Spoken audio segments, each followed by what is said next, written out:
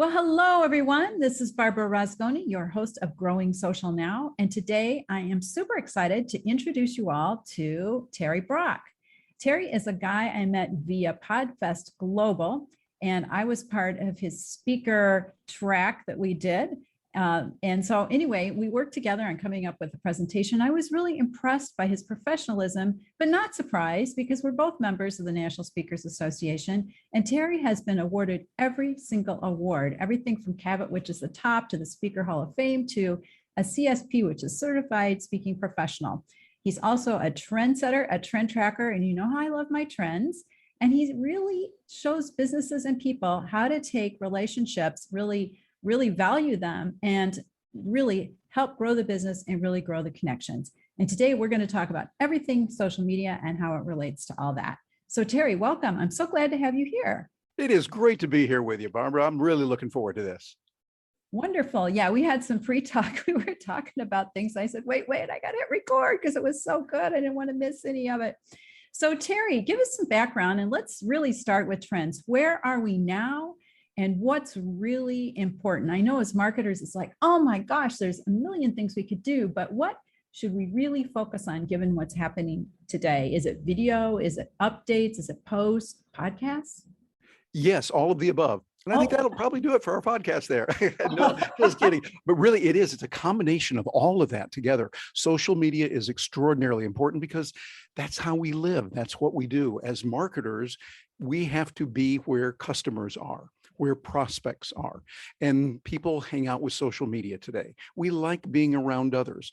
And although it's not perfect and it's been derided a lot, and yes, there can be some abuses, it's a wonderful way for people to connect together. I think it's marvelous. Just for instance, with a Facebook group, you can get together with people around the world that are interested in a very tight niche, something that most people would go, what in the world is that? But you can create a group on that. And the fact that we can then use Twitter to say, here's a quick message. I think, for instance, we've had, without mentioning any names, a recent president who used Twitter a lot. Well, put politics aside for a moment. I think it's wonderful that the president of the United States can get a message directly, quickly, inexpensively to anyone that wants to follow and wants to do that. And I think that's really the benefit of it.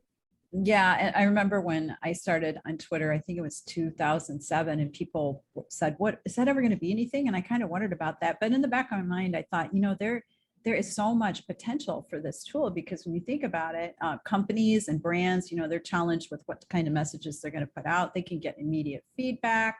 And it's really just a mind-blowing tool when you think about it. So yes, Twitter's a great one. So I know you do a lot in video. And so I really wanted to talk to you about why is video important, because gosh, some people just hate to get on video. And I know it's hard, so why should we even think about it? Why should we be on video? Yeah, I know what you mean. It can be kind of tough. For me, I had to really work hard combing my hair today. Get it. But did I do a good job, Barbara? Great job. Better than me. I've got the North Carolina humidity thing going, and it's like it's a major struggle every day. Humidity? You don't have any of that in Orlando. Oh, I bet not. Yeah. Yeah, but I think you asked about the video, and I think it's because video is pretty close to actually being there.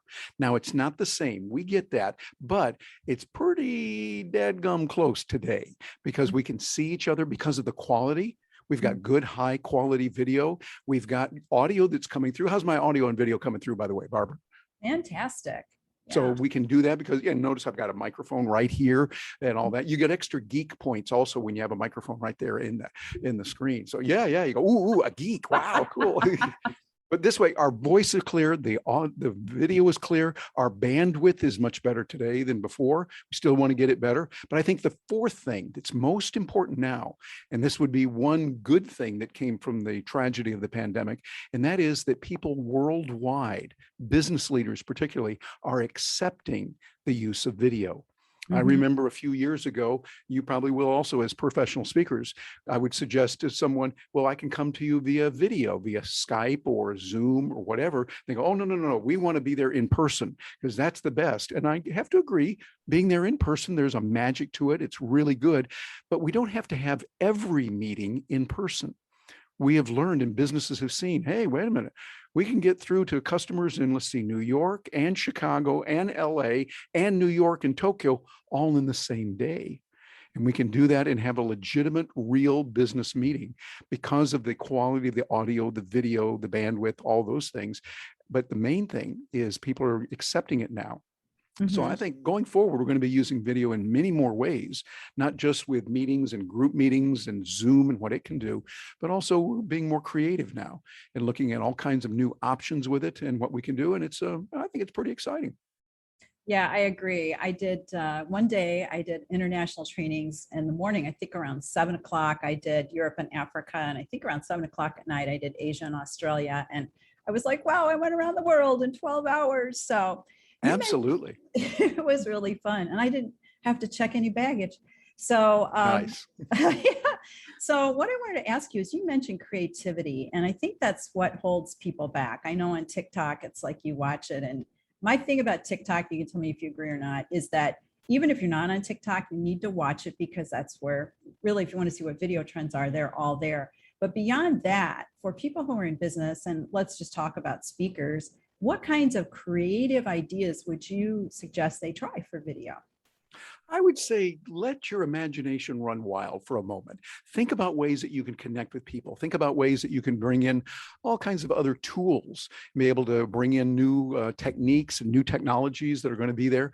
And look at using some of the tools that give you the ability to put graphics on the screen. So for instance, you could have a graphic come up over your screen here, or you could have something scroll. Those are pretty easy to do. I use a tool called Ecamm, and Ecamm is great at doing that, bringing in those kind of effects. So think in terms of how you can do television with Zoom. How can you bring that in?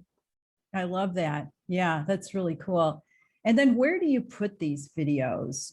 You have a YouTube channel. Where else could we put our videos? We can put them a lot of places on the net. I use my YouTube channel, and thanks for mentioning that, is there and can use that a lot, but also on Facebook, of course, on LinkedIn, you can put that there, on Twitter. You've got a host of other tools and many, many other places. I think the main thing where you want to put it is where your customers are going to be, where your stakeholders are. So you look at not just, oh, I can put it on all these different platforms, find out, okay, where are our people hanging out? And our people can be maybe your customers, maybe your suppliers, maybe it could be employees, maybe it could be a host of different types of people. Think about that and give some real serious discussion as to where do your important stakeholders hang out and how can you connect with them, and connect with them in a fun way. Do it in a way that's really meaningful, not in a boring way where I'm on the screen talking like this for 6 hours or so. You know, just no, you want to reach through the screen and grab them and go, wake up there, Sparky, come on, get with the program. Let's do something fun. I'm so nervous. Yeah, exactly. Yeah. So those are all great ideas, and I love it. And so video is important. And I know that you have a podcast as well. But one thing before we get to that is I want to ask you, how important is consistency? Because if you do one fantastic video and everyone loves it, should you stop there or should you keep going? Yeah, I think you should do one podcast and then no more. Yeah. And that will be the way to guarantee your failure. If you do that. I don't want to do that. No, don't do that. What you want, really, you hit the nail on the head. It's consistency, so that you're there. Because when you think about it, think of on television, people have a show they want to watch. It's on maybe Tuesday night. It's on at 9 o'clock, and they always want to see that. How would you feel if it was on 9 o'clock Tuesday, but then the next time it was on Wednesday afternoon at 3, and then the next time it was on at 1 a.m, and then on Friday? You go, no, that's not going to work. What you want is that consistency, so that they know, okay, it's coming out on a regular basis there, even if they're watching it recorded, because they want to know, okay, I know that every Tuesday there's a new one out there. So that means by Wednesday, I'll catch something new. So, and it shows reliability. That's important. That consistency equals trust. We can trust you if you're reliable. One of the most important words in business is trust. And if you violate that, you've done a severe hit and damage to your business relationship with the other people that experience that. Yeah, and it doesn't take much to violate trust anymore. I mean, people, they're not very forgiving. Would you agree with that? Yeah, I think you're right. And I think that's true. It's part of human nature. If someone hits you and hurts you, you're not going to trust them much anymore. You kind of go, whoa, I don't know. I remember he did this or he did that. But also flip it on the other side. That means you've got a real advantage in business if you can be known as someone who they can trust. We say, wait a minute, Barbara said she would do it. we can take it to the bank. She always comes through. And when you build up that kind of consistency, that kind of trust, people are going to say, okay, if we know we can trust you, you've never let us down before, we're more likely to want to stay with you, do business with you, and the all important recommend you to my friends on social media and elsewhere. Yeah, that's such an important point. I think we miss the good side of trust. Everybody goes to the bad side, you got to avoid. But the more you can really work on just invigorating the trust and just refreshing it and restoring it over and over again, the better the relationships are going to be. So yeah, Barbara, you hit something really important there. Rebuilding that trust from time to time. We're all human, and something's going to happen, and maybe we didn't even mean to, but someone says, "Ooh, I don't like the way they did that." It was a misunderstanding. Find ways that you can repair trust that has been broken. Find ways. It's very difficult, very tough, but it would pay rich dividends to you, not just in business, but even more so in life with people, because those things are going to happen. How can you repair a relationship that kind of went sideways?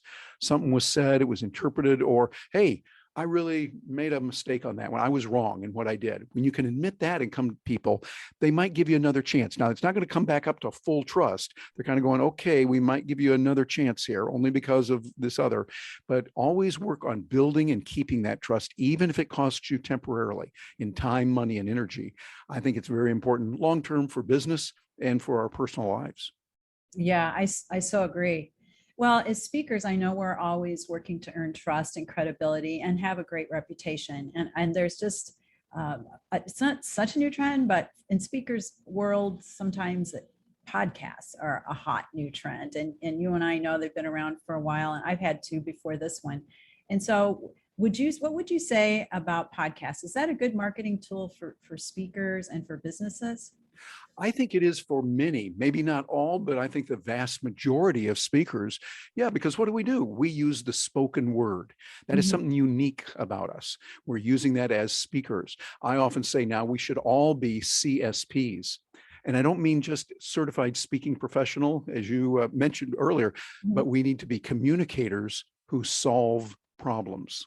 Yeah, And if that's we can great. look at it that way, we're thinking, okay, we do speak, but we also write. We coach, we consult, we use video, we use a host of different tools, but always think of yourself as a problem solver, someone who can communicate to solve those problems and make sure that we're there to help others. The more problems you can solve, the better off you'll be in business. You'll always have good business if you can solve more problems. What was it Zig Ziglar said so well? He said, you can get anything you want in life if you help enough other people get what they want. So I think that's what our whole orientation has to be. How do we help these other people? We have to be keen to study where they are having problems. Hey, what's going on? And don't walk in piously going, hey, I know what your problem is. I'll do this. You got to ask a lot of questions. Something that does not occur in nature. Speakers have to shut up. That does not occur in nature with speakers, but we've got to do, we got to say, tell me what is going wrong here that you need help on? Where is your greatest sense of pain? What kind of goals do you have? And then shut up and listen to them. Take notes of what they're saying.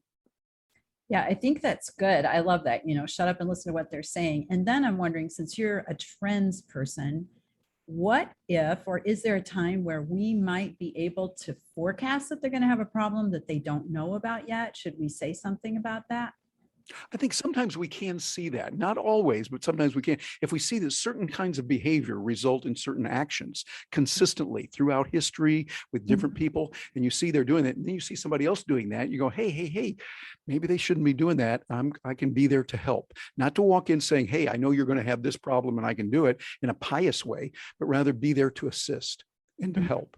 Always anticipate that and look what's going to happen. I like the way Dan Burris talks about it when he says he's going to predict that tomorrow we're going to have a new day. It's going to get dark tonight, and then predict that it's going to get light tomorrow. And it almost sounds like, oh yeah, right. Well, what kind of prediction is that? Well, it's a trend.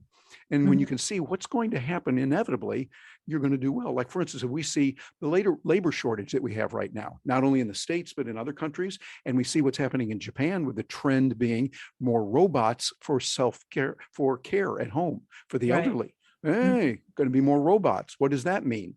So you start asking, what does that mean? That means we're going to need people that can design robots, people that can program for robots. That means they're going to need training on this. They're going to need AI. What could go wrong? Could the robots go bad like a bad science fiction movie or something? Well, they could. And we got to anticipate what could happen and how can we anticipate that so that we say, all right, this could happen. We're going to be ready for that. Like Bear Bryant, the football coach in Alabama, he was known for having lots of contingency plans. If they do this, then we're going to do that. If they do this, then we've got this. So he had all these plans, most of which he didn't have to enact, but he found the 1, 2, 3, those that they did do, he knew what to do on that. Wow, that's great. Yeah. And if you have solutions to the problems and you know what they are, then, you can diagnose it and really help them out. And one of the trends, I think, and I know you're really up on this, and a lot of people are not, is the way our money system is going to operate. And you're really an expert on Bitcoin. You know a lot about that, and a lot of people don't. So can you just tell us a little bit about how you see what's happening with social media and Bitcoin? I don't know if there's such a thing, but if you could. Well, it's got here. They look like they're two separate islands, and yeah, exactly. It is interesting to see there's a lot of people that are familiar with social media that also are working in Bitcoin and cryptocurrencies and those types of technologies. I feel like I'm just getting started. I'm in second week of kindergarten, heading for a PhD in so many areas. And so I love it, but I see that the underlying structure of Bitcoin, I think, is particularly good when we look at the blockchain. Blockchain is mathematics. And it's saying we're going to have mathematical equations so that you've got a decentralized system so that people can't get in and fiddle with the money.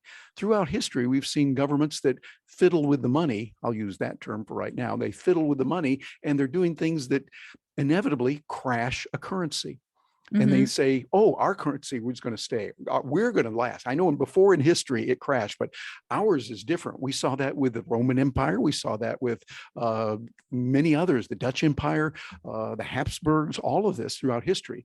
And unfortunately, we're seeing many major currencies today that are doing things like, printing a whole lot of money, which inevitably can lead to inflation, and thinking, well, it's different this time. I think what we want to do is look at other options. And I see that Bitcoin particularly has some good options there. It's backed by not just the goodwill and faith of some people, or not by some people that are really, really smart, that really, really care. It's backed by mathematics. And 2 + 2 is going to equal 4, no matter what law they pass in Congress, and no matter what they do elsewhere. It's becoming more and more widely accepted now. So I would say I'm not making any financial recommendations, but I am recommending education. Get some learning, get some training. Go over to bitcoin.com, bitcoin.org. There are places all over the net where you can learn and find out, what in the world is this thing? And maybe even look into what would it be if I took some money that I'd only use for lunch and maybe went over and got some of that in Bitcoin. Because you can buy Bitcoin in many different varieties, all the way down to 1 penny. It costs you a lot more to buy it than it would, but you could get 1 penny, or you could get, as much as you want.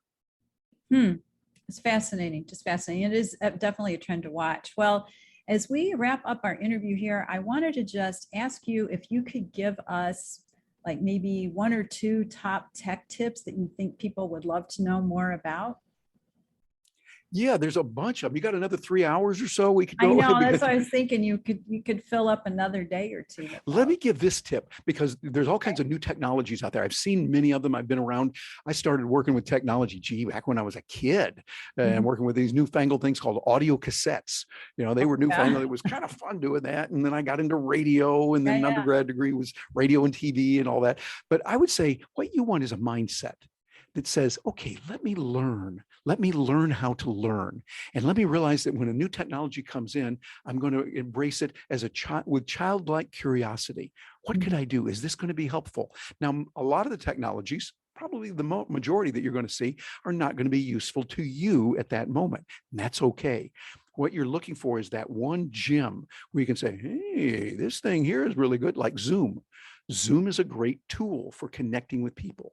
And so that's something that's worth investing your time and your energy and money to learn how to use it well, learn how to come across well. There's going to be all kinds of new technologies come out, and they're going to be initially unknown. We don't know, how do we do this? How do we make it work? Stay with it, develop that persistence, that tenacity to stay on there, keep learning. have a vacuum cleaner mind where you're constantly sucking in new information and learning all the time. As you can do that, then you're going to be in a state to embrace whatever is coming new that's going to be useful. Not just it's new and geeky. The geek and nerd in me likes that. Ooh, a cool new thing. I like that. But what matters most is it practical? Is it pragmatic from a business point of view? And will it solve a problem? If it will solve a problem, let me learn how to communicate that to others a little bit better. That's just so important. You have to really start with, I like you said, the vacuum cleaner mindset.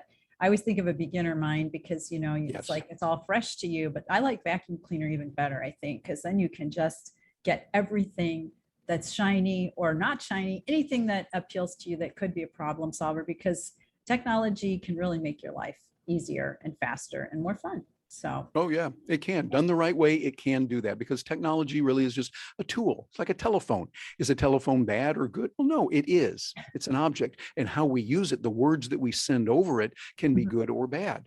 And so it's really up to us to learn how to use that, learn the technical side, learn the wisdom side, and keep learning always. I love it. Well, where can people find you online, Terry? Probably the best place is over on my website, which is real simple, terrybrock.com. And that's, they both can be spelled different ways. Terry is spelled Terry, and Brock is spelled the right way, BROCK. So terrybrock.com. You go over there and you'll see how to get in touch with me, and over on social media on the major platforms. And I would love to hear from anyone that's watching this. Let me know, and maybe we'll find some way that we can work together.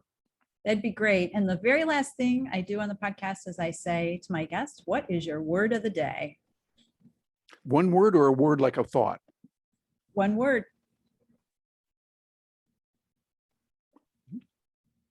Wonderful. Whoa, I love it. Yeah, that's good. I hadn't thought of that, but I like that idea. One word. And what does that mean? I guess you could get a different word each day. So that's a great idea, Barbara. And it's a surprise, so it's always interesting to see what's the word that's on your mind right now. And so we'll leave with that wonderful feeling, that wonderful thought. Thank you for the wonderful interview, Terry. And please, if you don't subscribe to Growing Social Now right now, go for it. You can find us wherever you love to listen to podcasts. Thank you so much. I'm Barbara Rozgonyi, your show host, and I look forward to growing social with you now next time.